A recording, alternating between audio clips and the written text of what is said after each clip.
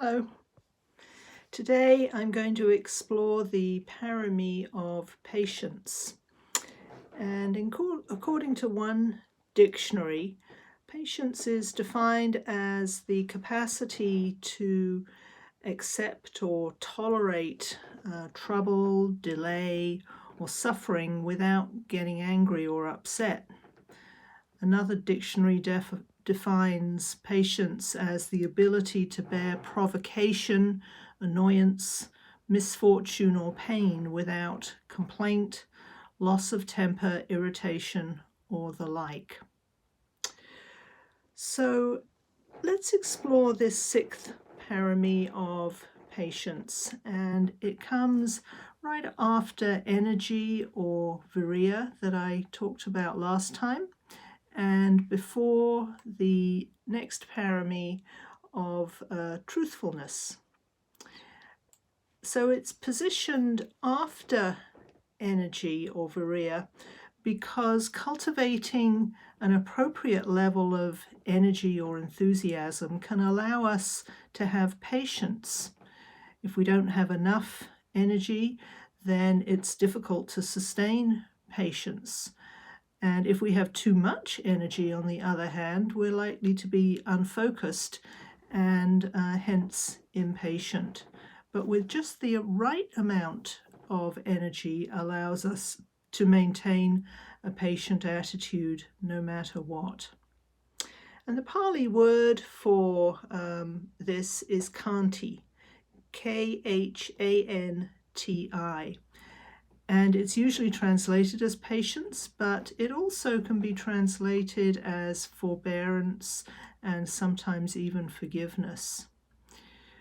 So patience is a really good quality, and it's much praised in the Buddhist scriptures. It's highly valued and is seen as essential to the path for awakening. And at this point, you might just pause and think about your own patience. Do you think of yourself as a very patient person, or perhaps as an impatient one?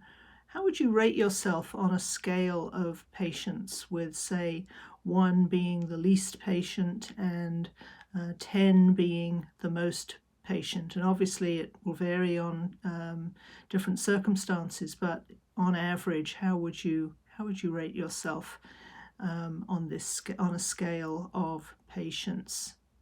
It's worth thinking about sometimes.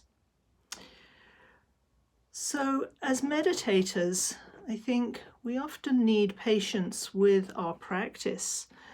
Even the Buddha needed patience with his practice before he attained enlightenment. And one day before his awakening, as the about to be Buddha, who was known as Siddhartha at that time, Prince Siddhartha, when he was sitting in meditation, Mara, the tempter, brought his most beautiful daughters to seduce Siddhartha, and Siddhartha, of course, remained in meditation completely unmoved. And then, to tempt him more, Mara sent vast armies of monsters to attack him, and still Siddhartha sat untouched and unmoved because he had patience. And finally, Mara claimed that the seat of enlightenment, the awakening, rightfully belonged to him and not to Siddhartha at all. And Mara's monstrous soldiers all cried out, "We are Mara's witnesses. We are witnesses to his entitlement to awakening." And then Mara challenged Siddhartha and said, "Who will speak for you? Who will bear witness to your enlightenment?" And in response, Prince Siddhartha reached out his right hand and touched the earth. And the earth itself spoke and said, "I will bear you witness. I bear witness to your enlightenment." So the Buddha has had to have a lot of patience in his practice. And this is the patience that we need in meditation too, not to be swayed, not to be tempted, but to sit calmly in the middle of everything that's going on without emotional reactivity. In addition to being patient with our practice, I think we also need to be patient with ourselves and with others in daily life. But before I go any further, I would like to tell you a Jataka tale about patience. And these are the tales of the Buddha before he became the Buddha in his previous lives. And in this Jataka tale, the yet-to-be Buddha was born as a buffalo. And the buffalo lived in a dense forest along with many other animals. And the buffalo was a good animal. He was kind-hearted and never troubled anyone. And he liked to hang out under a large tree in the forest that offered plenty of shade from the sun. However, there was also a rather mischievous monkey who lived in the forest, and he liked to hang out in the tree above the buffalo, and he loved to annoy the other animals. And every day the monkey would tease the buffalo by pulling his tail or throwing nuts on the buffalo's head, or sometimes he'd catch hold of the buffalo's tail and swing it into the air, or climb up onto the buffalo's head and pull his horns. And every day the monkey would think of new ways to annoy the buffalo, as well as other animals who lived in the forest. And over time, the animals got completely fed up with the monkey's behavior. And although the buffalo was just as fed up by the monkey's behavior as everyone else, he was very kind and patient with the monkey, and he stayed silent and didn't get angry with him when he pulled these pranks and these tricks on the buffalo. And all the other animals in the forest wondered why the buffalo tolerated the monkey and never lost his patience with him. And unable to hold back his curiosity any longer, one day the elephant asked the buffalo, "You never complain about the monkey. Why is that? Why are you so quiet? Why don't you teach that monkey a lesson?" And the buffalo replied, "Because the monkey's tricks are teaching me patience. I'm actually thankful to the monkey for teaching me how to be so patient. And I don't want to be angry at anyone. And he's teaching me not to be angry. And in any case, the day may come when the monkey himself will be taught a lesson." Now the monkey, it turns out, had been eavesdropping on this conversation from high above in the tree. And when he heard what the buffalo and the elephant were saying, he felt very ashamed of his behavior. And so after the elephant left, the monkey climbed down and he asked forgiveness from the buffalo. And of course the buffalo forgave him and they became good friends. And ever since that day, the monkeys never played any tricks on any of the animals in the forest. And the moral of this story is, of course, that patience helps us to cope with life's adversity and to make progress on the spiritual path. And everyone, I think, especially people who annoy us or irritate us, everyone can teach us something. You know, when I was growing up, I was told many times, be patient, or patience is a virtue, or something like that. And I would relate to those words very much in the same way as I would when I was told to eat my spinach or my broccoli or whatever. So to me, being patient really meant grin and bear it, put up with it, repress, deny your feelings about the disagreeable things that you have to do in life, such as eating your spinach or your broccoli, and just do it. But this isn't really what is meant by patience from a Buddhist perspective. In Buddhism, patience is about seeing what the situation or what the experience or what the person, what it is that they can teach us. How can we learn from them? Maybe there's someone in our lives like the monkey who irritates us or annoys us, someone who just doesn't see things the way that we do. I can think of several politicians who really irritate me, for example. Or maybe we just get frustrated with ourselves. We want to be kinder, better people, and yet we keep losing it. I know that I can get very frustrated with myself and my bad habits. Anytime we want life to be different from how it is, we can get caught up in impatience.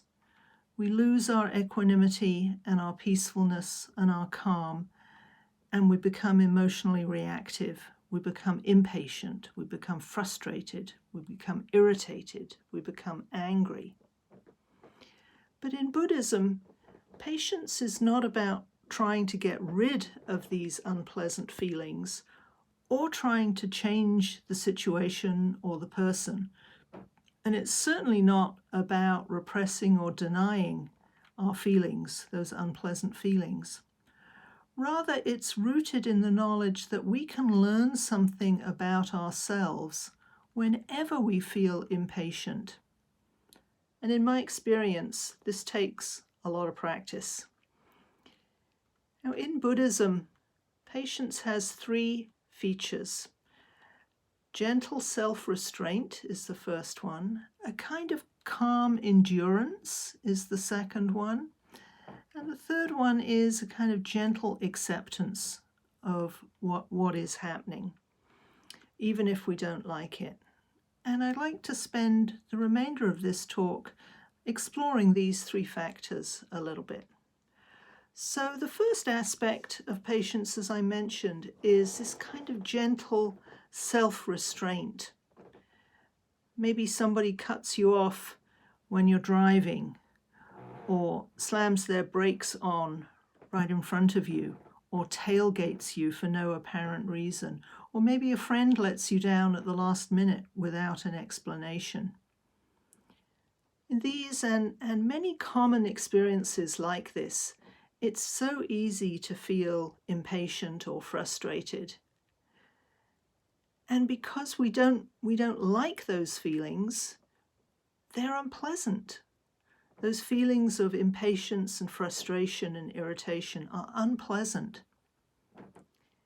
Sometimes we can be tempted to respond by lashing out at whoever or whatever we think is to blame. But other times, it's really a good idea to restrain ourselves with gentle yet firm patience. A gentle self-restraint may feel difficult, even contrived at times, because we don't really accept things the way they are. But that's okay, because this gentle self-restraint is a really critical aspect of patience, because it can help us to control ourselves, to control our reactivity long enough to determine what a skillful course of action would be, rather than lashing out or blaming someone. If it helps, you can think about this gentle self-restraint as being anchored in a commitment not to cause harm.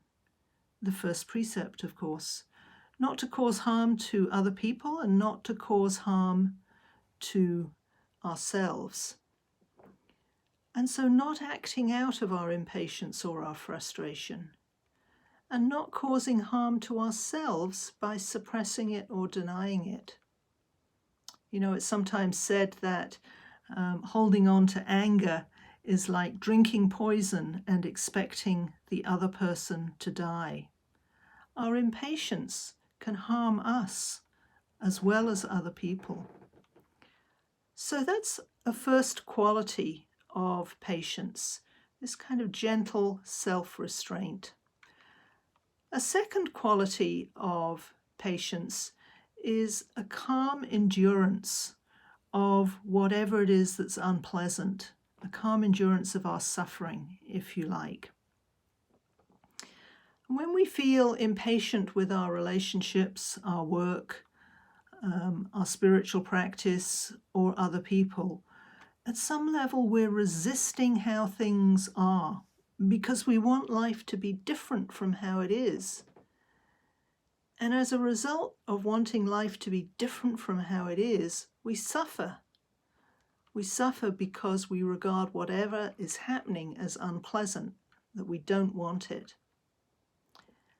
And so in these circumstances, sometimes the best strategy can just be a kind of quiet endurance of the unpleasant, a quiet endurance of our suffering.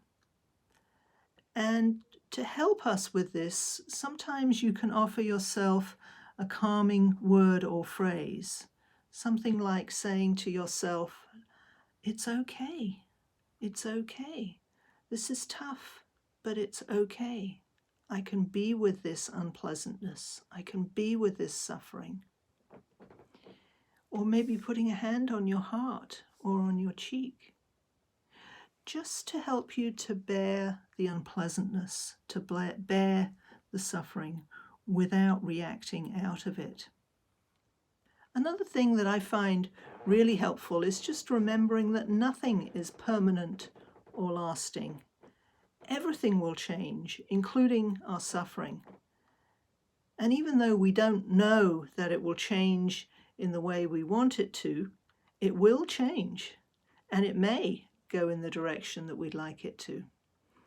So remembering this fundamental truth of impermanence and change can also help us to endure the unpleasantness, the suffering of impatience. Another thing that helps, as well as remembering impermanence, is just as having a sense of curiosity or lightness. We can get curious about how impatience feels in our body. We can get curious about whatever our assumptions, our expectations, or our beliefs are that led to the sense of impermanence in the first place. We can ask ourselves questions like, what would it mean to be patient right now in this unpleasant experience? What would it be like to be patient? And this has the effect of loosening the grip of suffering and impatience and kind of interrupting its flow. Another thing that I find very helpful myself in dealing with impatience and in particular with dealing with the unpleasantness of impatience is to do some gratitude practice. Just remembering to be grateful for all the gifts in my life. And I think this gratitude practice can help us to bear almost anything, any hardship, any suffering. And what I found is that the more we practice patience, the more we find we have.